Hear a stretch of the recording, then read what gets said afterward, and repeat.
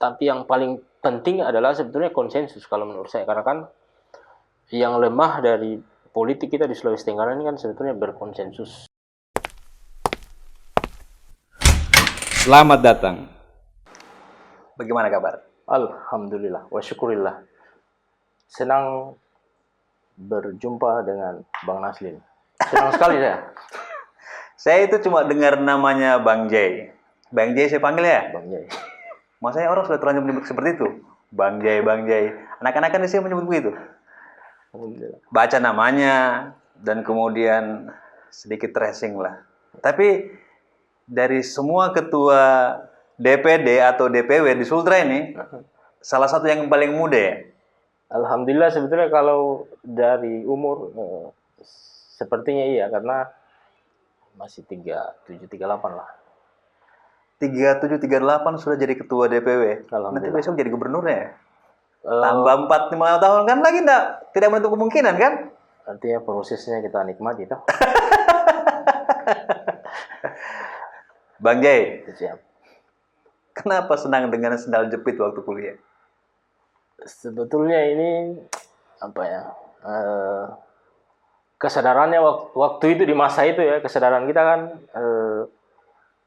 bukan juga kesadaran perlawanan, tapi mungkin kita kadang-kadang membaca referensi. Ada itu dulu biasa di nalar pergerakan kita selalu baca, ada buku itu namanya Arus Balik Masyarakat Pinggiran. Arus balik masyarakat pinggiran. Jadi buku itu sebetulnya yang mereferensi kita soal gerakan. Memang tafsir kita pada saat itu soal imajinasi gerakan itu kan kita memang plus minus. Pada saat itu kan kita selalu memposisikan negara, birokrasi dan kekuasaan itu sebetulnya anasir dalam tanda kutip yang merusak. Akhirnya nalarnya ya perlawanan. Simbol-simbol perlawanan itu kadang-kadang ya ke kampus pakai sandal jepit, mungkin ya celana agak robek-robek sedikit. Tapi itu Robek-robek sedikitnya sampai di bawah. Tapi ya mungkin bagian dari proses perjalanan yang harus kita lewati. Buku yang menginspirasi dan menciptakan simbol dengan sendal jepit. Saya dengar sampai skripsi. Iya, Maksudnya seberapa berani sampai situ begitu ya? pada saat itu memang alhamdulillah sebetulnya karena memang di kampus, mungkin juga karena waktu itu kan ketua jurusan, mungkin termasuk Pak Dekan, termasuk salah satu orang-orang yang menghendaki kita agar cepat keluar. Jadi anak-anak ini keluar aja. Pakai apa saya silakanlah biar cepat keluar gitu. Atau dicarikan sumber buat dihukum ya. Alhamdulillah, tapi yang luar biasa dari situ sebetulnya di kampus itu mungkin saya tidak punya goresan lah, kalau bahasa kasarnya tidak punya goresan jadi ketua lembaga. Goresannya apa maksudnya? Goresan itu dalam artian kita menafsirkan jadi ketua lembaga misalnya. Kita itu saya di kampus itu kayak cakar-cakar lah. Ada juga lah cakar-cakarannya kita kira-kira di kampus. Oh gitu ya. Dalam konteks persaingan ada apa ini? Ya, dinamikanya ya mungkin kita juga dulu pernah bertarung, berkontestasi ya, meskipun ya kalah menang itu kan urusan yang lain, tapi dari situ kita juga belajar proses berorganisasi dan mungkin termasuk proses bernegosiasi, dan tentu yang paling utama sebenarnya proses silaturahim, dan itu yang alhamdulillah mungkin terjaga sampai hari ini. Dengan usia semuda ini memegang tampuk pimpinan tertinggi di Sultra kan, ini tidak semua orang bisa sampai ke level ini. Terjebak atau memang sudah merencanakan posisi ini lebih awal gitu ya. Sebenarnya menjadi ketua DPW ini ya, atau DPD? DPW. DPW ya? DPW PKB. Ini jadi target Bang Jaya sendiri? Prosesnya memang panjang ini, karena memang saya memang pasca selesai kuliah di FISIP, saya kan FISIP di Universitas Haloleo. Saya kira-kira memutuskan untuk kira-kira istilahnya berhijrah hijrah di Jakarta.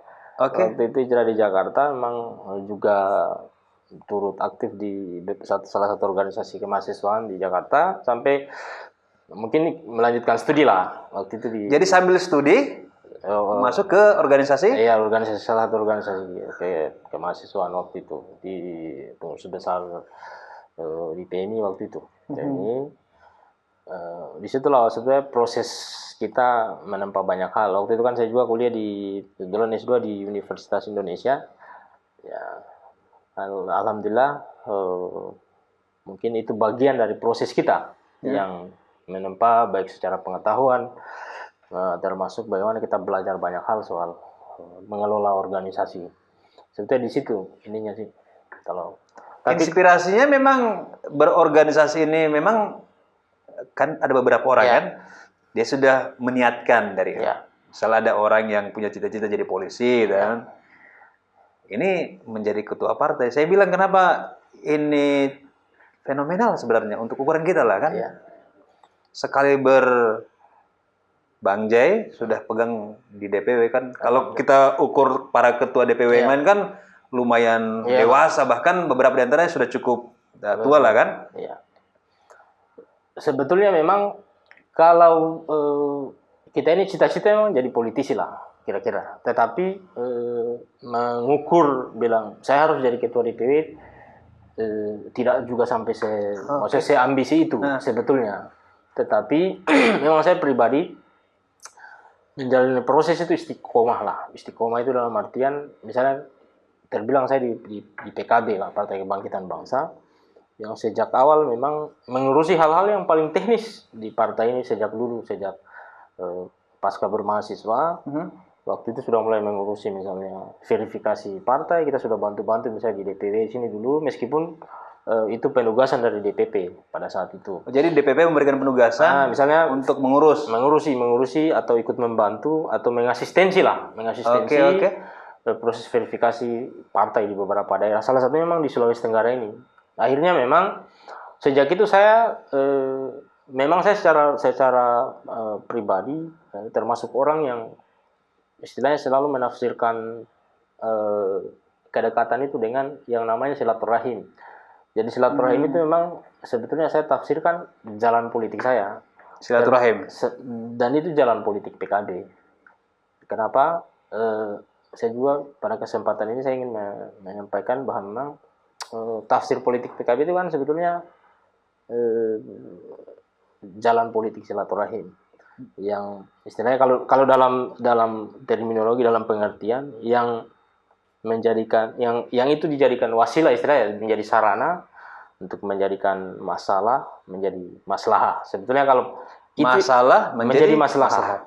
Menjadi artinya kalau dibilang apa itu silaturahmi, cuma wasilah, cuma sarana yang kemudian menjadikan semua problematika masalah-masalah itu menjadi kemaslahatan atau kebaikan. Itu pun yang kita terapkan dalam bernegosiasi di politik. Ya ada karena istilahnya bertemu itu lebih mendekatkan hati istilahnya. Ada kontak sebenarnya yang terjadi. Ada kontak itu. Makanya kan COVID kemarin ini tantangan politik silaturahim COVID ini. Hilang jurusnya, Pak. Kira-kira begitu.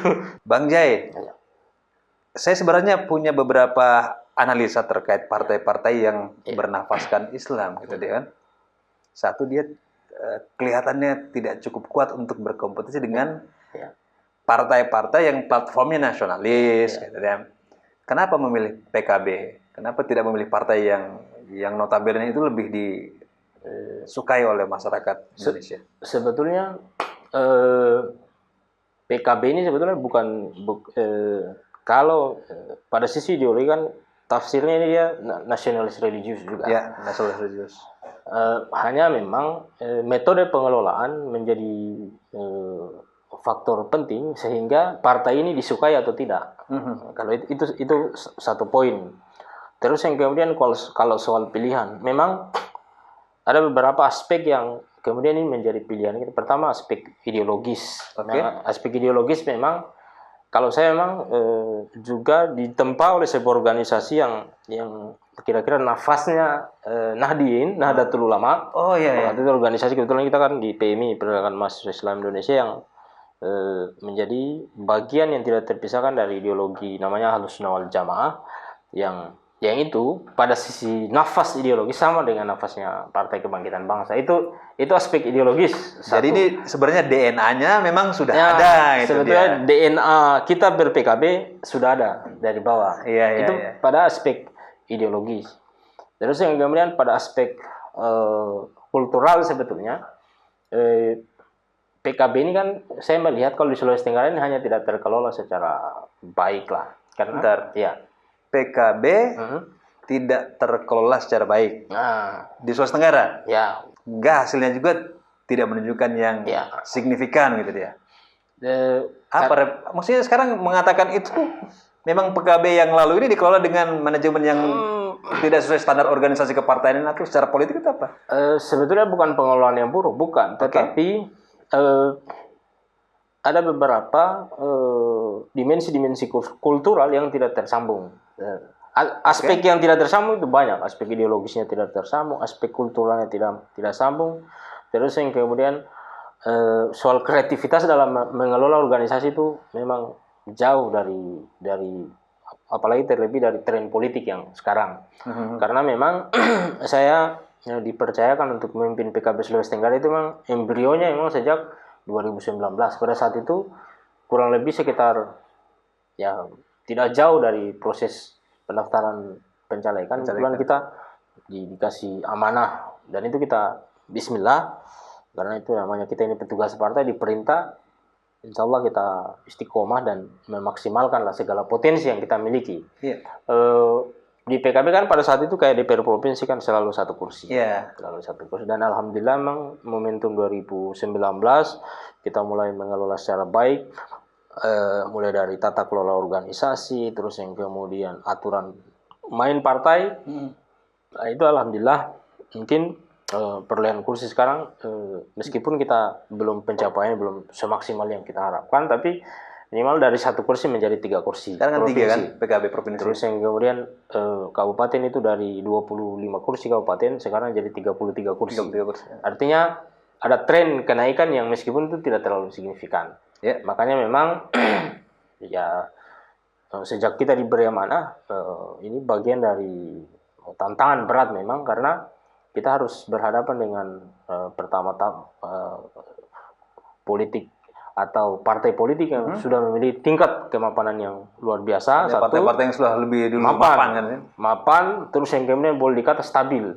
Mereka memiliki pemimpin partai yang secara ketokohan memang tokoh lah di Sulawesi Tenggara ini. Punya kekuatan lah kan. Punya kekuatan, gubernur, bupati, posisi apa jabatan publik kan. Posisi politik.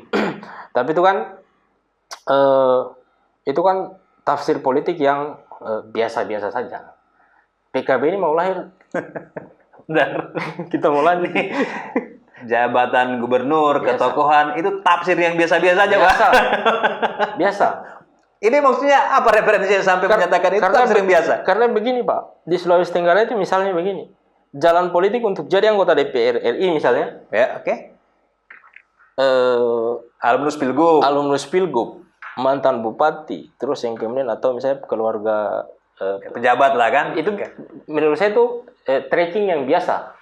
Ini kita sedang menjalani jalan yang kira-kira bukan jalan sunyi lah istilahnya, tapi ini jalan yang luar biasa ini yang kita tempuh ini.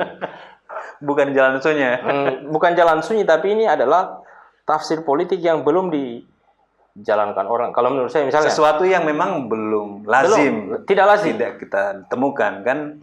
Itu kan yang Bang J sampaikan memang sudah seperti menjadi syarat-syarat yang sudah lazim. Ya. Dia harus jadi alumnus Pilgub, kemudian masuk di DPR RI. Ya. Tapi kita kan kemarin menemukan satu fenomena. Jadi waktu ini kisah waktu Kikuan 2019.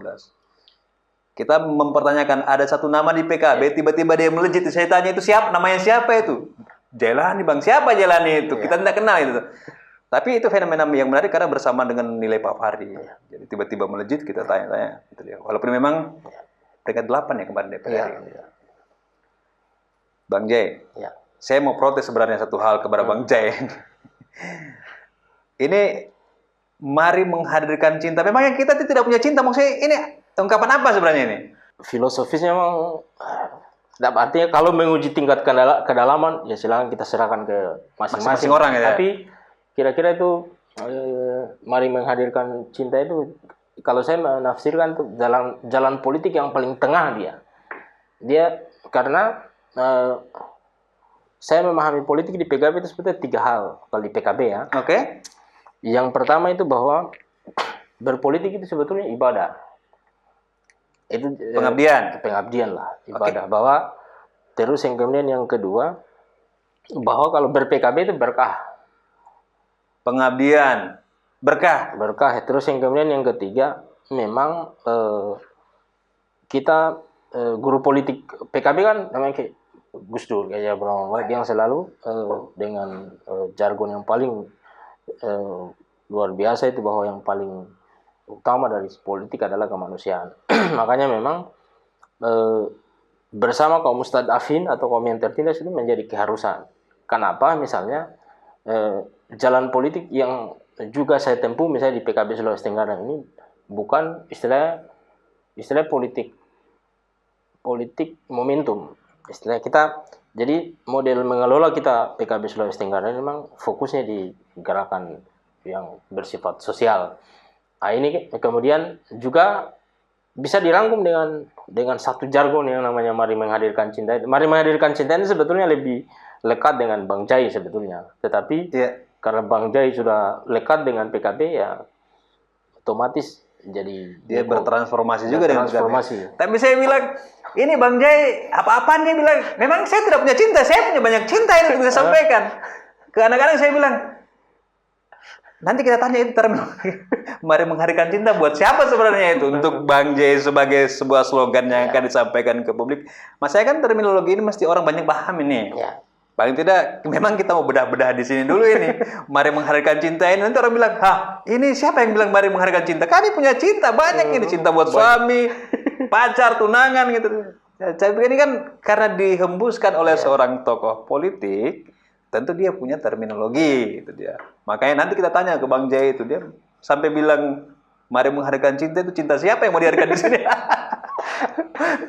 Sebetulnya memang kalau dari terminologi lah tafsir sebetulnya memang karena saya juga termasuk orang yang salah satu pengagum Rumi lah ya bicara soal cinta soal apa. Tapi memang cinta ini menjadi apa ya? Karena kan dia lahirnya bukan hanya karena kan kita menafsiri politik ini kan dengan pikiran sebetulnya dengan kacamata kalkulasi dan itu serba logika politik yang bermain. Logika dan serba tendensius lah istilahnya. Tetapi misalnya seperti yang saya bilang tadi soal hal-hal yang bersifat politik di PKB tadi soal keberkahan, kemaslahatan. Nah, ini sebetulnya yang menjadi bagian yang tidak terpisahkan dari Menghadirkan Cinta satu. Terus yang kemudian yang kedua, kalau pada sisi cinta siapa misalnya yang kita menghadirkan, memang akan berhubungan dengan saya kurang tahu, tapi kalau bercerita soal personality, memang saya apa ya, seperti yang saya sampaikan tadi, memang kita ini pencinta silaturahim lah. Jadi menafsiri segala sesuatu memang harus dengan batin. Batin itu kan ada sisi cinta di situ sebetulnya. Dan cinta itu kan sebetulnya tidak bisa diukur dengan nalar atau logika. Kalau kita mau diskusi tentang cinta itu panjang memang sekali. Tetapi banyak sisinya. Banyak sisi, tergantung memang subjektivitas masing-masing orang. Menilai seperti apa kira-kira terminologi cinta ini. Tetapi tafsir cinta bagi Bang Jai misalnya atau bagi PKB namanya itu politik kehadiran. Ada yang kita bilang namanya politik kehadiran. Politik kehadiran itu adalah politik yang tidak lahir hanya karena momentum pemilu misalnya atau momentum pilkada, tetapi politik yang mau tidak mau selalu ada, hadir. Dia naturalistik dan itu menjadi bagian sosial kehidupan kita. Dan itu memang kalau istilah di terminologi gerakan mungkin gerakan sosial, tapi kalau saya di PKB termasuk Bang Jai, penting itu namanya politik kehadiran. Makanya kalau mohon maaf misalnya kalau orang-orang yang besar terus yang kemudian lahir dari kekuasaan tiba-tiba bicara soal masyarakat kecil paling bawah tidak bergetar hati kita tidak bergetar gitu. Karena memang mereka tidak merasakan langsung. Mereka bukan orang yang ada di situ. Gitu ya. Itu maksud saya. Jadi makanya kenapa penting filosofi mari menghadirkan cinta ini? Karena memang sebetulnya substansi dari tafsir mari menghadirkan cinta ini ke dalam politik. Ya politik kehadiran tadi. Mau tidak mau harus hadir Pak. Harus hadir di masyarakat ketika orang susah, ketika orang membutuhkan para politisi. Nah itulah yang kemudian kita sedang jalankan dan kita senantiasa dorong hari ini sebetulnya. Bahasanya seperti yang Bang Jay bilang sudah sangat lazim terlalu biasa lah. Ya. Mari menghadirkan cinta ini saya bilang. Kita sudah kembali ke zaman Halil Gibran. Jadi memang jalan politik yang kita tempuh ini bukan jalan yang biasa-biasa ini. Harus jalan yang luar biasa dan harus berbeda. Dari yang kebanyakan. Yang berbeda itu bukan soal niat.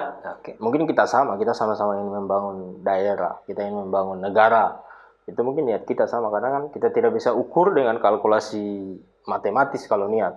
Tetapi kan soal kemudian gerakan misalnya berbasis partai, ya boleh di tracking misalnya kalau misalnya pun PKB belum maksimal, dan kita kan senantiasa mendorong bukan hanya karena momentum misalnya, tapi ini insya Allah lah, misalnya Tuhan kasih kita jalan, terus yang kemudian kasih kesehatan, terus yang kemudian kita istiqomah ini untuk menjalani ini kan tradisi politik, dan kita juga di PKB itu masih istilahnya ada istilah namanya meritokrasi. Jadi meritokrasi itu maksudnya memberi penghargaan, terima kasih terhadap orang-orang yang punya inovasi, punya prestasi, dan itu di PKB masih terhadap partai. Ya, maksudnya termasuk misalnya kayak saya. Kenapa misalnya tiba-tiba alhamdulillah misalnya terlepas dari proses politik jadi ketua partai, mungkin itu bagian dari cara PKB juga memberi penghargaan kepada kita dalam rangka memaksimalkan kerja-kerja partai. Misalnya khususnya di Sulawesi Tenggara, meskipun di Sulawesi Tenggara ukurannya ya mungkin kita akan lihat nanti di kontestasi momentum pemilu berikutnya kan, kalau tidak mengalami perubahan dari regulasi atau undang-undang pemilu, mungkin tetap 2024. Nah itu mungkin yang mungkin kita akan ukur lagi kira-kira periodenya kan. Sejauh mana kira-kira gerakan yang sudah kita bangun, baik secara ide, gagasan, kreativitas, termasuk gerakan-gerakan yang sifatnya sosial, itu berdampak terhadap kultur politik yang mungkin tadi kita menghadapi partai politik yang sudah mapan, terus yang kemudian tradisi politik, kalau di tradisi politik wanipilo atau tradisi politik transaksional. Nah, kira-kira itu yang mau tidak mau itu realitas politik, dan cara menghadapinya kayak apa? Ya nanti kita lihatlah. Nanti semua punya jurus jitu. Jurus jitu. Resep yang akan dijalankan. Resepnya nanti kita minta resep. Tapi biasanya kalau resep dokter itu dia ada biaya konsultasinya. Itu nanti kita diskusikan. Saya mendengarkan informasi bahwa proses penetapan Bang Jay itu aklamasi ya. Alhamdulillah waktu itu 10 Januari saya ingat saya 2020. 10 Januari 2020 aklamasi 17 kabupaten kota untuk Bang Jay sebagai ketua DPW. Alhamdulillah. Mohon maaf ini, dalam proses partai biasanya yang kita dengar ini rahasia umum lah. Walaupun tidak bisa kita buktikan secara faktual, biasanya kan ada proses lobby, ada macam-macam. Tapi sampai menghadirkan aklamasi itu mudah, masalahnya mudah Pak, 30 tahun jadi ketua DPW. Jadi, yang senior-senior bagaimana, Anda tersinggung? Wah, ini ketuanya masih muda ini. Kalau saya boleh cerita, tapi tidak usah saya buka lebih ini. Kalau operasi politik dari luar ada. Pasti. Dan itu ya kawan-kawan kita juga. Maksudnya mereka berkonsolidasi nih. Para senior, bukan, dan itu mungkin bersumber dari beberapa inilah. Mungkin nama-nama besar juga di Sulawesi Tenggara ini. Tetapi kan tradisi politik PKB ini mungkin agak berbeda karena kan kita senantiasa mendorong musyawarah mufakat sebetulnya. Oh, musyawarah untuk setiap kontestasi pemilihan ketua itu musyawarah mufakat. Kedepannya musyawarah mufakat. Iya. Jikalau tidak terjadi musyawarah mufakat, dia voting atau kemudian pemilihan? Sampai sejauh ini selalu berjalan. Cuman kan ada proses yang kita lewati banyak hal. Maksudnya proses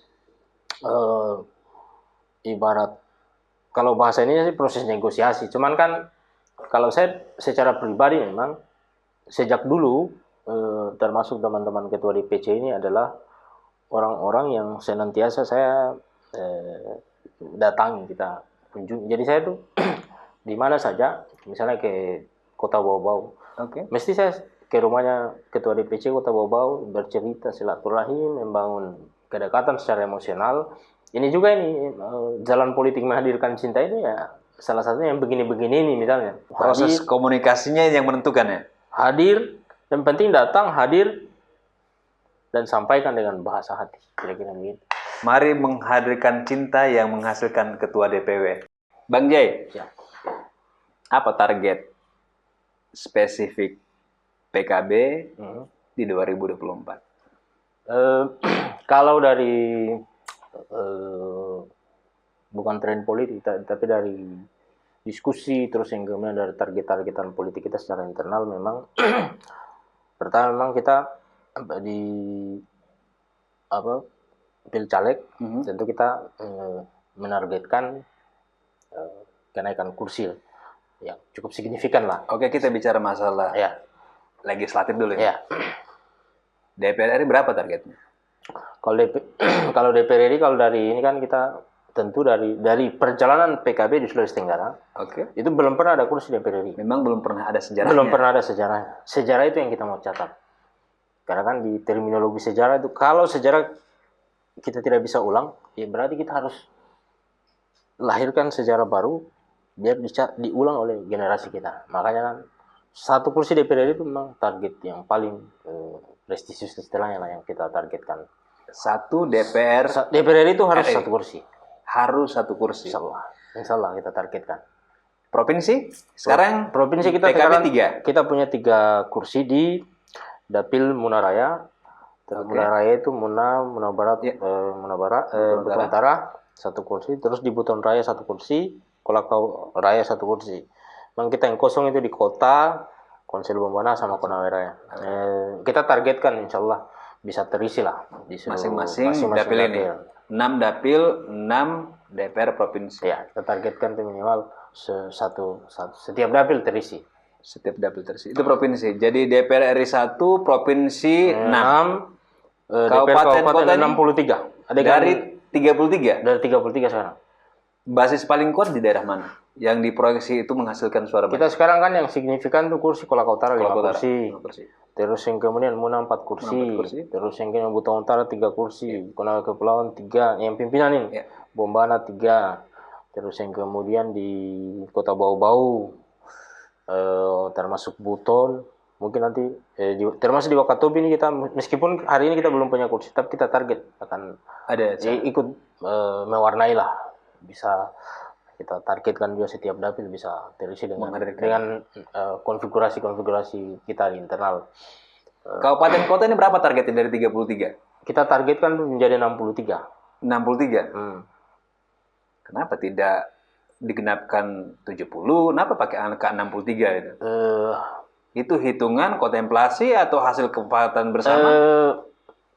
Jadi ini kontemplasi juga penting, tetapi kan itu harus ada ukuran matematika politik. Memang secara internal bukan didampingi, juga ikut didampingi secara ada konsultan mungkin yang ikut mendampingi, tetapi memang belum terlalu signifikan. Hanya kira-kira gambaran-gambaran kalau berbasis data yang begitu real kan belum terlalu kelihatan karena mesti kita kalkulasi dan kita ukur kembali.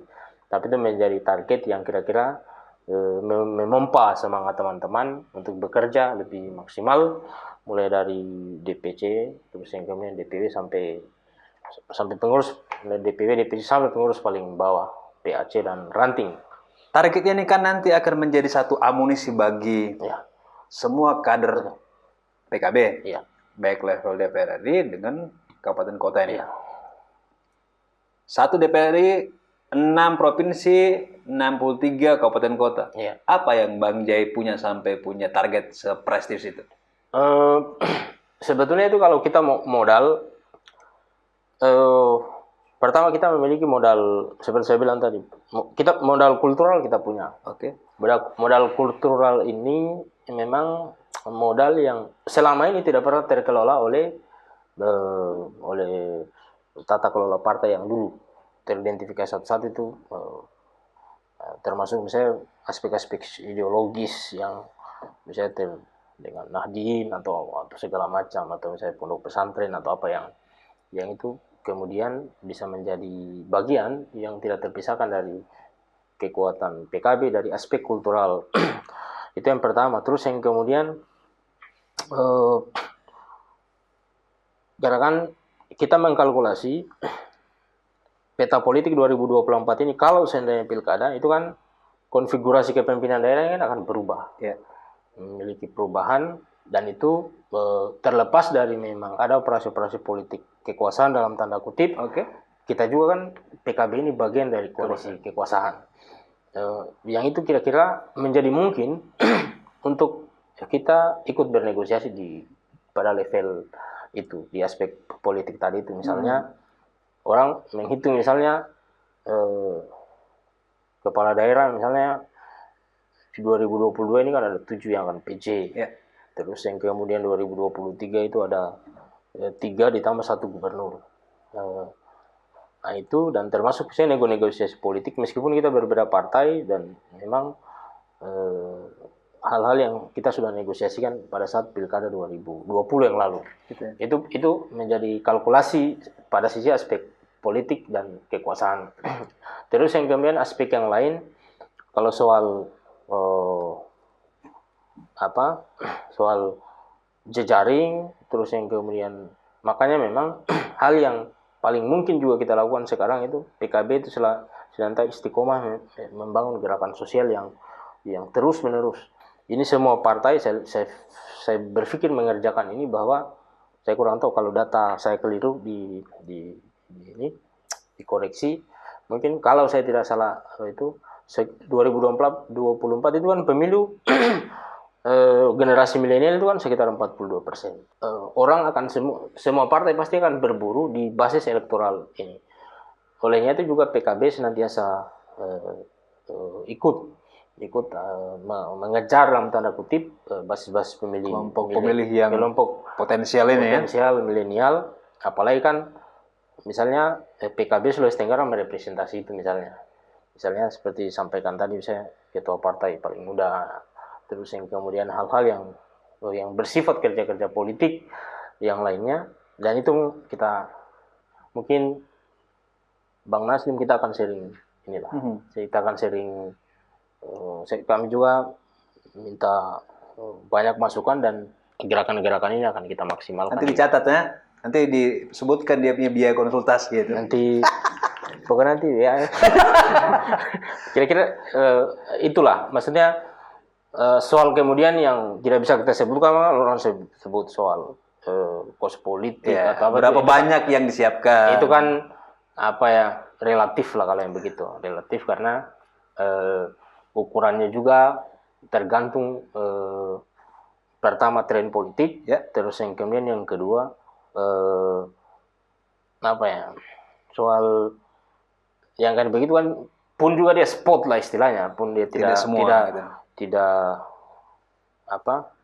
menjadi sesuatu yang kira-kira ya kalau kira-kira satu-satunya lah, tidak juga. Tetapi ya mungkin tanpa itu ya kita tetap akan tetapi soal ukuran itu nanti kita cerita di forum yang lain lah. Tapi kira-kira mungkin kita akan juga siap dalam tanda kutip lah, kira-kira begitu ya. Di pentas pileg, di pilkada kepala daerah Apa yang disiapkan oleh PKB? Kita belum pernah, atau sampai belum kita mendengar ada kepala daerah atau sudah ada wakil kepala daerah. Betul. Di catatan kita belum. Kan? Yang kita punya itu PKB memang baru Kolaka Utara, wakil bupati. Wakil bupati ya.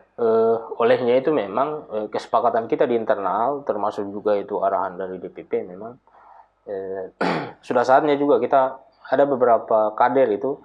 Kemarin kan di 2020 ada beberapa kader yang kita dorong, hanya memang belum rezeki lah, belum menang. 2000 makanya kan konfigurasi dari hasil pilcaleg ini akan menentukan apakah misalnya kita akan mendorong kader, tetapi secara internal kita sudah menyiapkan kader di beberapa kontestasi di beberapa daerah yang kira-kira itu pada sisi kualifikasi yang tadi itu siap, maksudnya pada sisi popularitas oke, elektabilitasnya juga oke, termasuk hal-hal lain yang kira-kira bisa mendorong agar putaran politik itu berjalan di beberapa daerah. Dan mungkin kita tidak bisa, kalau di Pilgub bisa jadi mungkin kita punya beberapa kader di level provinsi yang juga mumpuni. Kita akan lihat kalau misalnya pertempuran di 2024 ini kira-kira menguntungkan PKB, akan didorong gitu.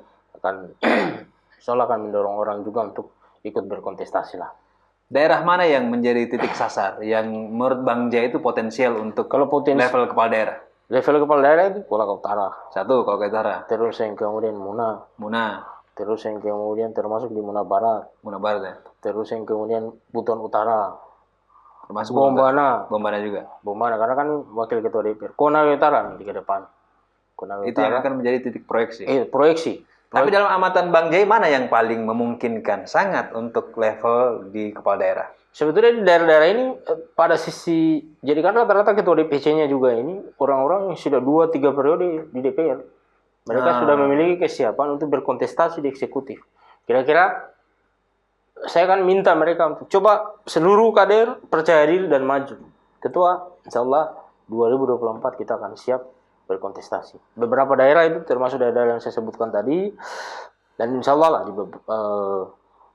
hasilnya akan kayak apa nanti kita akan ukur. Lihat ya. Saya dengan bukan hanya sekedar kalkulasi kira meter, kira-kira berapa meter, kalkulasi termasuk kalkulasi lahir dan batin kira-kira begitu kan. Tapi dengan kalkulasi matematika politik yang juga ada ukurannya, apalagi mungkin Bang Naslim lebih paham lah soal kalkulasi-kalkulasi yang tadi itu kan. Kita paham kalkulasi politik Pak, tapi keputusan politiknya Bang Jai lebih paham. Bang Jai, itu untuk target legislatif dan kepala daerah. Sekarang ini saya mau tanya, Bang Jai mau kemana 2024? Sebetulnya saya ini kalau 2019 kan saya maju DPR RI. 2024 saya maju DPR RI. 2024 kan ini pilkada dulu, pilcaleg ini dulu. Saya maju DPR RI, bismillah. DPR RI kembali bertarung, tentu dengan konfigurasi caleg yang lebih inilah. Dulu itu kan kira-kira konfigurasi calegnya tidak cukup kompetitif untuk menyumbang suara kira-kira karena angka aman di DPR kan sekitar 100-an ribu kali ya. Insya Allah kita sudah punya orang-orang yang mungkin ada 1-2 mantan bupati juga. Nanti saya sampaikan siapa yang akan bergabung ke PKB. Sembari kita menjalani penjajakan ini. Soal kemudian pasca itu soal pilgub nanti dibicarakan lagi lah. Atau soal pilkadanya. Tetapi yang paling prinsip kalau ditanya apa target politik paling dekat, DPR RI itu menjadi sesuatu yang harus dicapai. Iya, karena itu pertama PKB sudah harus ikut inilah. Kira-kira PKB Sulawesi Tenggara sudah harus mengutus orang di Jakarta. Dari 1 dari 6 orang ini. 1 dari 6 orang. Bang Jai, saya mau sela dulu Bang Jai. Iya. Kita punya 6 orang incumbent. Ya. Kira-kira Bang Jai bisa saingi siapa di antara ke-6 orang itu? kita saingi yang tidak maju lagi. Toh, kadang-kadang yang tidak maju. Oh ya? Iya. Mengisi kursi siapa yang tidak maju? Semua masih maju ini. Enggak, ada yang sudah tidak maju. Oh begitu. Jadi mau ganti yang tidak maju nanti. Yang tidak maju, nah, sudah itu. Karena kan dia sudah tidak mau menjadi DPR RI, dia tidak maju. Oh gitu. Makanya kita isi kursinya. Dan Bang itu, Jai sudah siapkan diri untuk itu? Bismillah. Insyaallah. Bang Jai, Nah, bertarung pada level DPR RI ini, iya. ini kan ada hazanah baru sebenarnya. Kita kan ini menginginkan sebenarnya bagi saya pribadi nih, Iya. kaum muda ini, Mhm. kan dia energinya Iya. panas gitu ya. Artinya tertantang untuk melakukan berbagai hal lah. Iya. Walaupun kita juga sadar bahwa di dalam dunia politik dan pemerintahan ini kan banyak hal yang kadang-kadang itu membatasi ruang gerak orang. Iya. Tapi dalam perspektif Bang Jai, ber-DPR RI itu mau kejar apa di Sulawesi Tenggara ini? Kan kita sudah cukup dengan 6 orang ada, hanya karena masalah satu orang mau tidak lagi. Apa yang Bang Jai mau bawa itu dia? Sebetulnya memang kalau bicara target, kenapa misalnya harus jadi DPR RI, kan pertanyaan paling prinsip itu tuh, apa yang mau kita bawa di Sulawesi Tenggara ini? Sebetulnya melengkapi, karena kan kontribusi, kalau kita sampaikan bukan tidak berkontribusi, semua anggota DPR RI yang 6 orang ini kontribusinya terhadap daerah sangat luar biasa. Tetapi memang tradisi politik baru yang hendak kita bangun ini kan sebetulnya kontribusi itu memang sifatnya lebih nyata, itu bukan hanya, jadi kan menjadi DPR ini menurut saya ini bukan hanya berkontribusi di level daerah pada sisi aspek regulasi. Misalnya kita berada di mitra komisi kita, komisi berapa, terus yang kemudian program yang kita bisa bawa di daerah ini program apa, atau misalnya kita menjalankan fungsi pengawasan legislasi ataupun budgeting itu semaksimal apa. Sulawesi Tenggara ini sudah harus berpikir juga untuk melahirkan kader-kader yang mumpuni berkontestasi di level nasional. Jadi soal kontribusi mungkin akan banyak kalau di breakdown satu persatu kan Pasti banyak. Banyak sekali, tetapi yang paling penting adalah sebetulnya konsensus kalau menurut saya, karena kan yang lemah dari politik kita di Sulawesi Tenggara ini kan sebetulnya berkonsensus, menyepakati bahwa ada orang-orang yang secara politik misalnya kuat di level nasional, itu kita dorong bersama-sama untuk misalnya entah jadi menteri atau entah jadi eksekutif yang lebih luar biasa, biar kontribusi positifnya itu lebih besar ke Sulawesi Tenggara. Dalam ukuran keyakinan, kalau saya beri satu angka ya, dari 1 sampai 10, berapa besar keyakinan Bang Jai bisa mengisi satu kursi dari 6 di DPR RI? Misalnya kalau angka ya, dari 1 sampai 10, berapa keyakinan? Angka keyakinan kita di berapa? 3 saya. Maksudnya Saat ini? Maksudnya Ini kan yang paling tinggi angka berapa? 10. Oh, 9 kita. Pede sekali 9, Pak. Jangan juga 10. Perfecto kalau 10. Terlalu sempurna. Karena itu ada dimensi Tuhan. Ada dimensi Tuhan yang tidak bisa kita bantah, Pak. Mau tidak mau itu, karena ikhtiar kita semaksimal mungkin, toh ada dimensi Tuhan yang itu di politik. Dan satu juga, misalnya, ini sebagai yang tidak bisa dilawan dari politis itu hanya satu, namanya usia. Makanya putaran politik 2024 ini akan sangat banyak berubah. Kenapa saya meyakini bahwa PKB 1 kursi? Karena memang ini soal rotasi politik itu sudah mengalami perubahan yang cukup signifikan. Pertama, sudah ada tandanya saat ini? Ada tanda-tandanya. Seperti? Kalau kita mau sebut nama kan tidak etis, tapi Oke lah. ada beberapa tokoh yang pada sisi penetrasi politik itu sudah tidak luar biasa dulu lah. Ketika masih energi apa? Dan Bang Jai berani bertarung terhadap hal itu. Istilahnya kan kalau tarung terlalu Ini juga, tapi ibarat pertandingan kita, pertandingan persahabatan. Kompetisi. Pertandingan persahabatan, soal kalah menang itu soal lain. Tetapi kita sedang menyalurkan energi-energi positif silaturahim dalam setiap pertarungan politik. Makanya kan saya secara pribadi selalu pokoknya ketemu Pak Asrul di sana, terus yang kemudian silaturahim sama Pak Safi, silaturahim dengan seluruh tokoh politik, dan mungkin ini akan saya lakukan termasuk ketua-ketua partai, Pak Gup, sebelum ketemu Pak Wagub, siapa saja yang kita bicara soal, meskipun kita sudah tahu bos maju DPR RI, mungkin ada juga yang maju pilgub. Kalau mau maju pilgub kan kalkulasi itu kan belum ada ukurannya, apalagi misalnya yang mau maju pilgub tapi belum punya partai kan, ukuran itu belum ada. Tetapi kalau misalnya bicara isu, saya mau maju gubernur, saya lebih bisa karena saya 3 kursi Pak. Kira-kira begitu. Berkoalisi dengan ada syarat yang terpenuhi. Ada syarat. Kalau hitungannya dari saat ini kita bernegosiasi dengan yang punya 6 atau 7 kursi, sudah 1 pintu.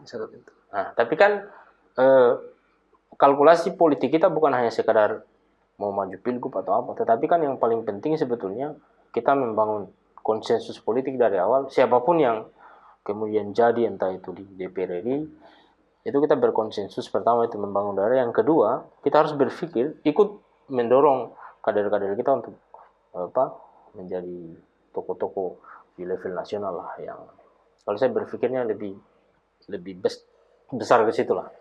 Bang Jai, misal Iya. target 6 kursi terpenuhi provinsi kan, Ya. itu kan sudah 50% 50%. dari target 9 kursi. Memikirkan tidak untuk terlibat di kontestasi pilkada pada level gubernur gitu dia? Sebetulnya kita juga secara internal mendiskusikan soal potensi-potensi yang kita akan mungkin untuk kita dorong kader. Sebetulnya kader-kader kita juga adalah untuk berkontestasi, apalagi misalnya kita memiliki kursi yang memadai gitu kan, memiliki kursi 6 signifikan begitu. Kira-kira kalau sudah 6, Wagub itu sudah aman lah gitu ya. Aman kira-kira. Cuman kan yang lebih penting dari negosiasi politik kan bukan hanya sekedar itu, tapi memang kita akan jauh lebih melihat orang, kan kita pada sisi pengalaman saya berpilkada ini, pertama itu memang itu kalau partai itu saya sebenarnya mengisyaratkan harus kader itu maju. Bisa termasuk saya beberapa di momentum pilkada kemarin kan disuruh maju, entah itu maju bupati ataupun wakil bupati. Cuman kan karena itu kan kita harus menghitung yang tadi, kalkulasi lahir batin tadi. Kalau misalnya tidak, ya nggak usah bertarung. Terus yang kemudian yang kedua, memang mencari figur yang kira-kira memiliki visi yang sama dengan PKB, tentu bisa berkontribusi lah sama Sulawesi Tenggara tentunya.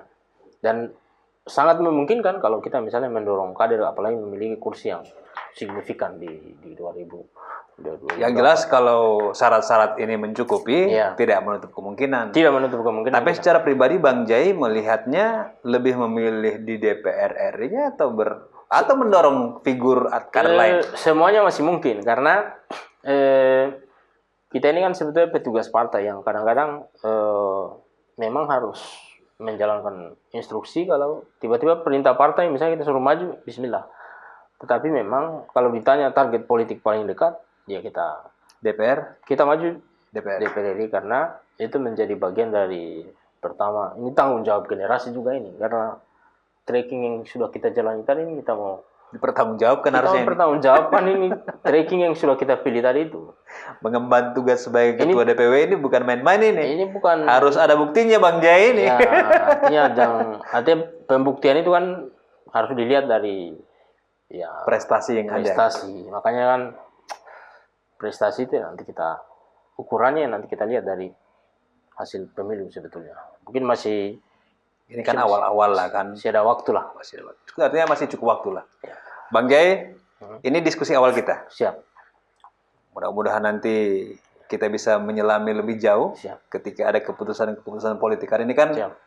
akan memberikan warna di pentas politik kita. Siap. Kita berharapkan ke depan ini kaum muda jangan tidak mengambil peran lah. Siap. kaum muda ini kan kita dorong untuk mengambil peran-peran di pentas-pentas politik supaya memberikan kontribusi yang kuat. Jangan bosan kami undang. Siap. Nanti Kita kami- senang kalau diundang kita. Oke deh. Apalagi diundang makan tuh. Nanti kita atur untuk pertemuan berikutnya Siap. mendiskusikan hal-hal Siap. yang ini. Saya Kita terima atas- kasih Bang Nasli, mudah-mudahan sehat Amin dan insyaallah. berkah terus.